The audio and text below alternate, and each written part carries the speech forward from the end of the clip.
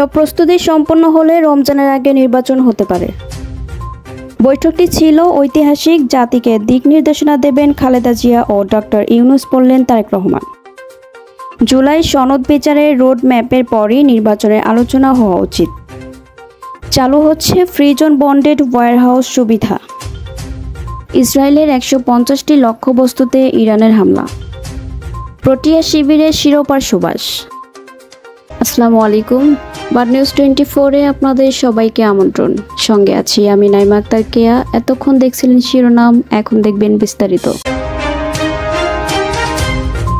প্রধান উপদেষ্টার কাছে আগামী বছরের রমজানের আগে নির্বাচন আয়োজনের জন্য প্রস্তাব দিয়েছেন বিএনপির ভারপ্রাপ্ত চেয়ারম্যান তারেক রহমান। এ সময় আগামী বছরের এপ্রিলের প্রথমার্ধের মধ্যে নির্বাচন অনুষ্ঠানের ঘোষণা দেওয়ার কথা জানিয়ে প্রধান উপদেষ্টা বলেছেন, সকল প্রস্তুতি সম্পন্ন করা গেলে ২০২৬ সালের রমজান শুরু হওয়ার আগের সপ্তাহে নির্বাচন আয়োজন করা যেতে পারে। সেক্ষেত্রে সেই সময়ের মধ্যে সংস্কার ও বিচারের বিষয়ে পর্যাপ্ত অগ্রগতি অর্জন করা প্রয়োজন হবে। শুক্রবার বৈঠকের পর এক যৌথ বিবৃতি কথা বলা হয়েছে। বিবৃতিতে আরো বলা হয়েছে, জনাব তারেক রহমান প্রধান উপদেষ্টার কাছে আগামী বছরের রমজানের আগে নির্বাচন আয়োজনের জন্য প্রস্তাব করেন। দলের চেয়ারপারসন বেগম খালেদা জিয়াও মনে করেন ওই সময় নির্বাচন অনুষ্ঠিত হলে ভালো হয়।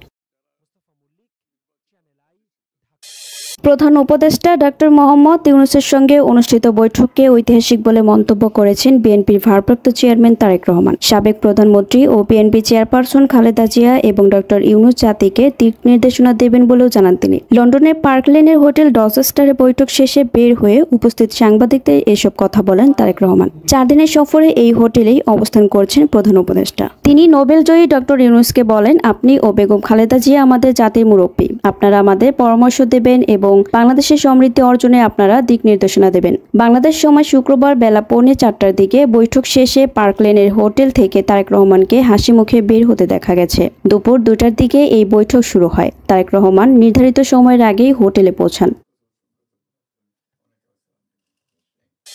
জুলাই ঘোষণাপত্র প্রণয়ন, সনদ কার্যকর এবং বিচারের রোডম্যাপ ঘোষণার পরে নির্বাচন সংক্রান্ত আলোচনা চূড়ান্ত হওয়া উচিত বলে মনে করে জাতীয় নাগরিক পার্টি এনসিপি। লন্ডনে প্রধান উপদেষ্টা ডক্টর মোহাম্মদ ইউনূস ও বিএনপির ভারপ্রাপ্ত চেয়ারম্যান তারেক রহমানের মধ্যে বৈঠকের পর বিভিন্ন রাজনৈতিক দল আনুষ্ঠানিক প্রতিক্রিয়া জানায়। এরই অংশ হিসেবে গতকাল শুক্রবার রাতে দলটির যুগ্ম সদস্য সচিব দপ্তর সালেহউদ্দিন সিফাত স্বাক্ষরিত বিবৃতিতে এসব কথা বলেছে দলটি।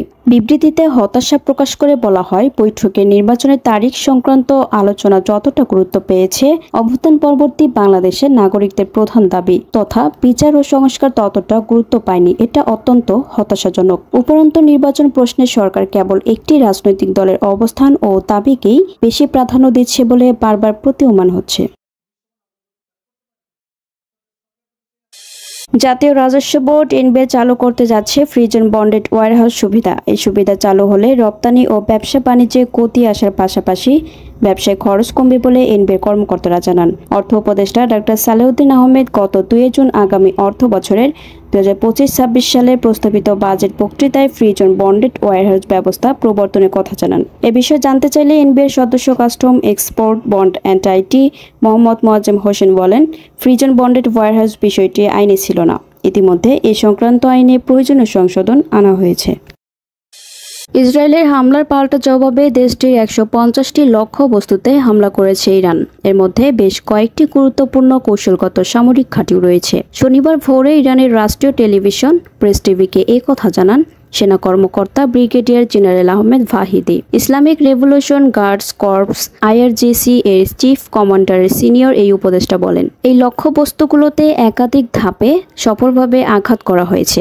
ইসরায়েলের হামলার পাল্টা জবাবে অপারেশন ট্রু প্রমিস 3 শুরু করে ইরান। শুক্রবার রাতে শতাধিক ক্ষেপণাস্ত্র নিক্ষেপ করে দেশটি। আঘাত হানে তেল আবিব ও আশেপাশের গুরুত্বপূর্ণ ঘাঁটি ও স্থাপনায়। মিচেল স্টার্কের সাহসী ব্যাটিং স্বপ্ন দেখিয়েছিল অস্ট্রেলিয়াকে, অজিতের মুখে ফুটিয়েছিল হাসি। তবে তৃতীয় দিন শেষে সেই হাসি আর স্বপ্ন গুঁড়িয়ে দিয়েছেন এডেন মার্করাম। দুর্দান্ত এক সেঞ্চুরি হাঁকিয়ে বিশ্ব টেস্ট চ্যাম্পিয়নশিপের শ্রেষ্ঠত্ব জয়ের কাছাকাছি পৌঁছে দিয়েছে প্রিয় জন্মভূমি দক্ষিণ আফ্রিকাকে। প্রোটিয়া শিবিরে এখন বইছে কেবল শিরোপার সুবাস। চতুর্থ দিনে জয়ের জন্য তাদের দরকার মাত্র 69 রান। হাতে 8 উইকেটের সঙ্গে রয়েছে পুরো 2টি দিন। এতক্ষণ আমাদের সাথে থাকার জন্য আপনাদের সবাইকে ধন্যবাদ। পরবর্তী সংবাদ দেখার জন্য আমন্ত্রণ এবং সাবস্ক্রাইব করে বার্ড নিউজের পাশে থাকুন।